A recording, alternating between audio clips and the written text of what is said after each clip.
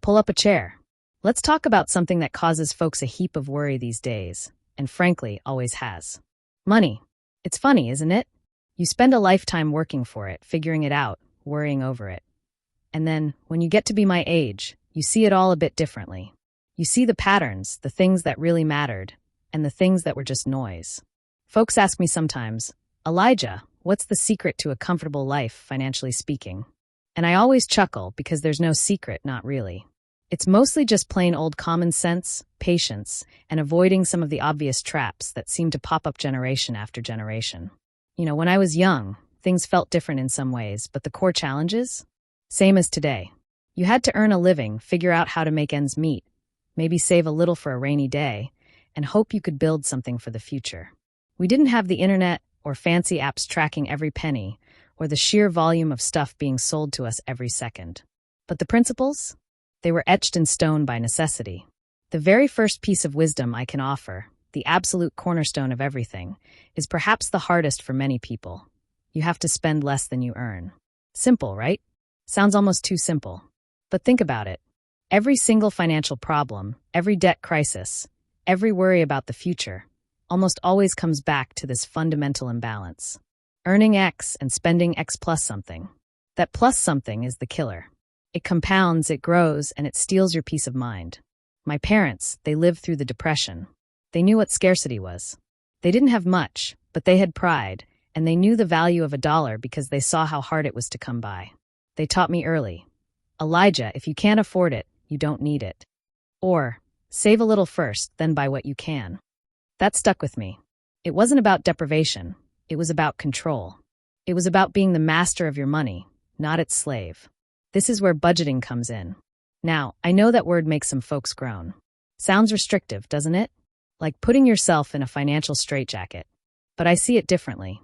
A budget isn't a restriction, it's a plan. It's telling your money where to go, instead of wondering where it went. It's freedom. When you know where your money is going, you make conscious choices. You prioritize. You decide what's truly important to you. We used to do it with envelopes or a little ledger book. Write down every penny coming in, every penny going out. It was tedious, sure, but it was eye-opening. You'd see, wow, I spent that much on coffee. Or, maybe I don't need that new gadget right now. Today, you have apps that do it instantly. No excuses. Track your spending for a month, honestly. Just see where it goes. The insights you gain are invaluable. Once you're spending less than you earn, even just a little bit, you create a surplus. And that surplus is where the magic happens. This brings me to the second crucial lesson. Start saving, and start early. Even small amounts make a difference. Oh, if I could tell my younger self just one thing about money, it would be this. Elijah, take every spare nickel, dime, and quarter you can find and put it away. Seriously. You think it's not enough to matter? You are wrong. The power of compounding, it's hard to grasp when you're young. It feels like nothing. You save $10 this week, $10 next week.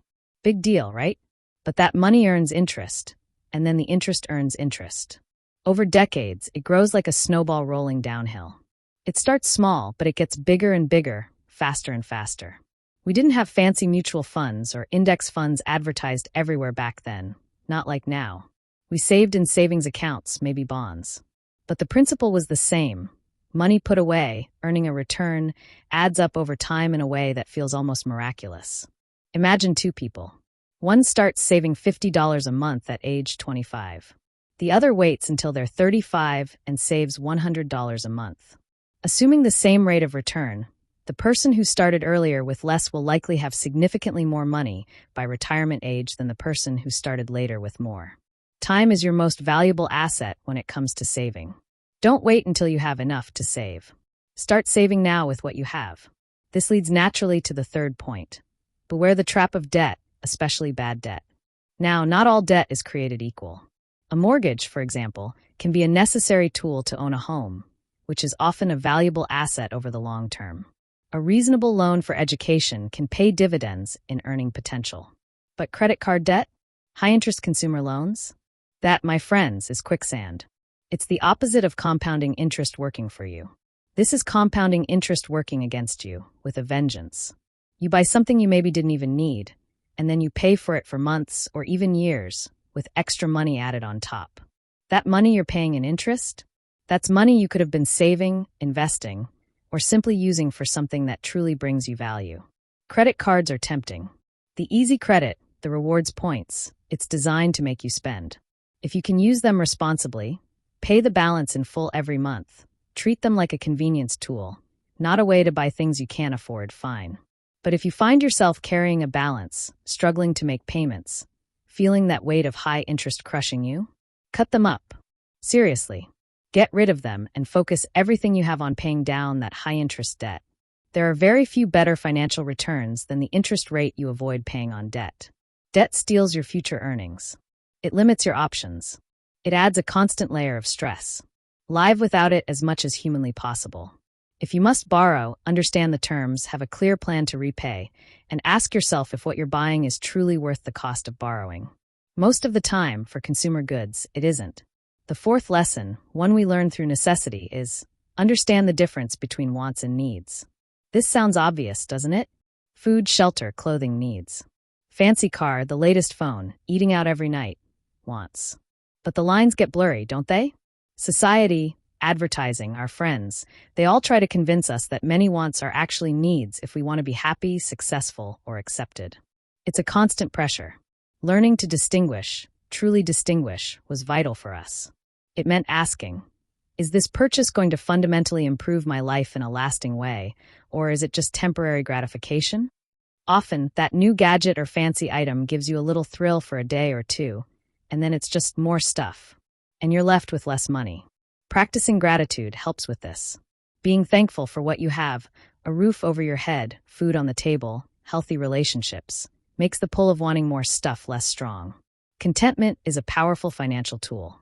It allows you to make choices based on what you truly value, not based on keeping up with the Joneses. And let me tell you, the Joneses are probably in debt anyway, trying to keep up with someone else. We learned this the hard way. Nobody is immune to bad luck. Jobs disappear, health fails temporarily, unexpected expenses pop up.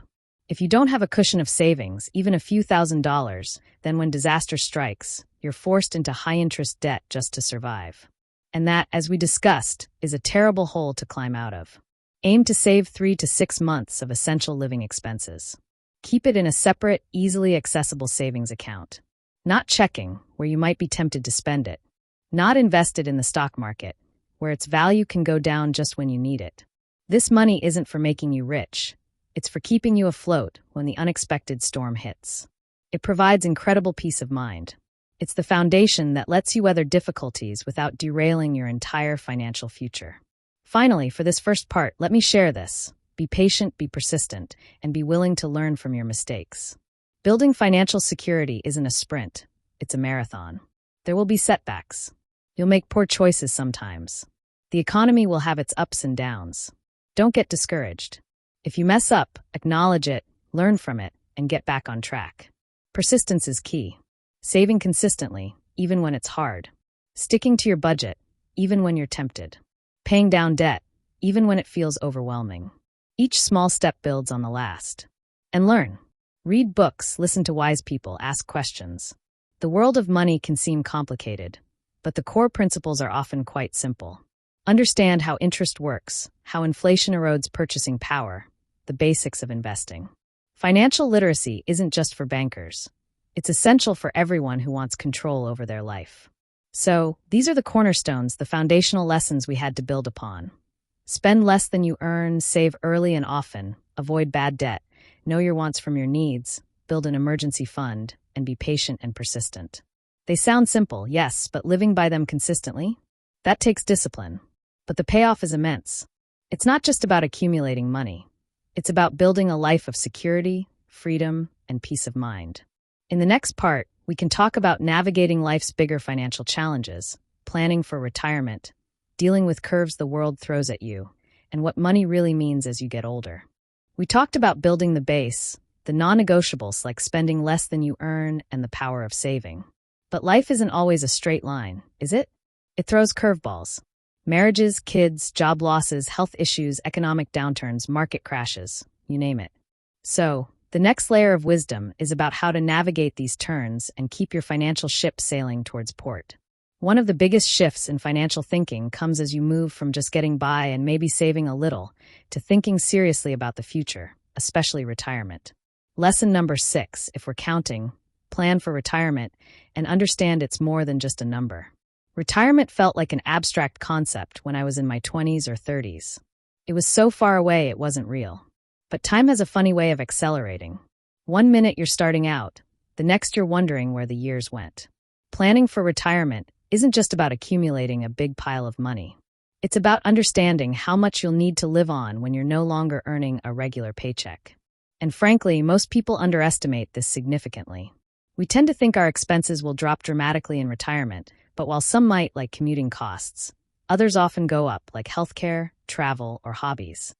Start saving for retirement as early as humanly possible, ideally through employer-sponsored plans like 401k. Especially if there's a company match, that's free money. Understand IRAs. Learn about these tools and use them. The tax advantages alone are huge, and combined with that magic of compounding we talked about, they are your most powerful allies. Don't just guess what you'll need. Try to estimate. Look at your current spending and figure out what might change. Think about inflation. The cost of things will be much higher 20, 30, 40 years from now. Work with a trusted financial advisor if you can, someone who is a fiduciary and puts your interests first. They can help you project needs and create a strategy. But even without one, you can use online calculators and do your own research. The point is to start thinking about it, start saving specifically for it, and revisit your plan regularly. Now, a major elephant in the room for retirees, and something people need to start considering much earlier, is lesson number 7. Understand and plan for healthcare costs. This is the one that blindsides many people. Healthcare in older age can be incredibly expensive. Even with Medicare, there are premiums, deductibles, copays, and things Medicare doesn't cover. Long-term care, like nursing homes or in-home care, can be astronomical and can wipe out a lifetime of savings quickly. This isn't a cheerful topic, I know, but ignoring it is financially dangerous. Learn about Medicare Parts, supplemental insurance, Medigap, and look into long-term care insurance when you're younger and healthier. It's much cheaper then, though still an expense to weigh. Understand that relying solely on the government or your kids is not a plan. Having a strategy for potential healthcare costs provides immense peace of mind later on. Lesson number 8 is one I learned through the ups and downs of the economy. Markets fluctuate. Stay calm and stay invested for the long term. I've lived through recessions, booms, busts, market crashes that made the headlines scream. Every time the market tanked, the same panic would set in. People would pull their money out, locking in their losses, scared to stay in. And almost every time, the market eventually recovered, often higher than before. Investing in the stock market involves risk, yes. But historically, it's been one of the most effective ways to grow wealth over the long term, outpacing inflation. The key is not to panic during downturns. Understand that market corrections are normal parts of the cycle. If your investments are diversified, spread across different types of assets, not all your eggs in one basket, and your strategy is for decades, short-term dips are just noise. In fact, if you're still contributing, a down market means you're buying assets on sale. Develop a rational investment strategy based on your age, goals, and risk tolerance, and then stick to it. Avoid trying to time the market. Nobody can do it consistently. Avoid chasing hot trends or speculative fads. Slow and steady, diversified and patient. That's the approach that has served me well. Lesson number 9 is about simplifying as life changes. Be willing to adapt your lifestyle and consider downsizing. As you get older, your needs and priorities change. The big house that was perfect for raising a family might become too much to manage, too expensive to maintain, and filled with unused space. Downsizing, moving to a smaller home, a condo, or an apartment, isn't a sign of giving up. It can be a smart financial move that frees up capital, reduces expenses, property taxes, insurance, utilities, maintenance, and simplifies your life. This isn't just about housing. It's about looking at your entire lifestyle. Are there expenses that no longer serve you? Subscriptions you don't use? Memberships you've outgrown? As you transition into different phases of life, be willing to honestly assess your spending and make adjustments. Flexibility and adaptability are crucial for long-term financial health and contentment. Lesson number 10 is perhaps the most profound one you learn with age. Money is a tool, not the goal. When you're young, It's easy to think that accumulating money is the goal. More money equals more happiness, more security, more freedom. And up to a certain point, enough money to cover your needs and some wants, and provide security, certainly does reduce stress and open doors. But beyond that point, the correlation between more money and more happiness becomes very weak, if it exists at all. What brings lasting happiness? Meaningful relationships, good health, a sense of purpose, contributing to others, learning, experiencing the world, peace of mind. None of these require vast wealth. In fact, the relentless pursuit of wealth can sometimes detract from these things, consuming your time and energy, causing stress and isolating you. As I look back, the times I felt richest weren't necessarily when my bank account was highest. They were when I was surrounded by family, when I was doing work that felt meaningful, when I was helping a neighbor, when I was simply enjoying a sunset without a financial worry clouding my mind because I had built that foundation we talked about. Money provides options. It provides security. It can facilitate experiences and generosity. But it is a means to an end, not the end itself. Don't sacrifice your health, your relationships, or your values on the altar of accumulating more. It's not worth it. Lesson number 11. Talk to your family about money. This can be uncomfortable, I know. Money is often a taboo subject. But open communication with your spouse or partner is absolutely essential throughout your life. You need to be on the same page with your spending, saving, and investing goals. Hiding financial issues or decisions from each other is a recipe for disaster. And as you get older, talking to your children or other trusted family members becomes important, too. They need to know where important documents are, who your advisors are, and understand your wishes regarding your estate, healthcare directives, and so on. This isn't about giving them access to your money. It's about making sure your affairs are in order and easing the burden on them during potentially difficult times. It's a gift of preparedness. Finally, lesson number 12.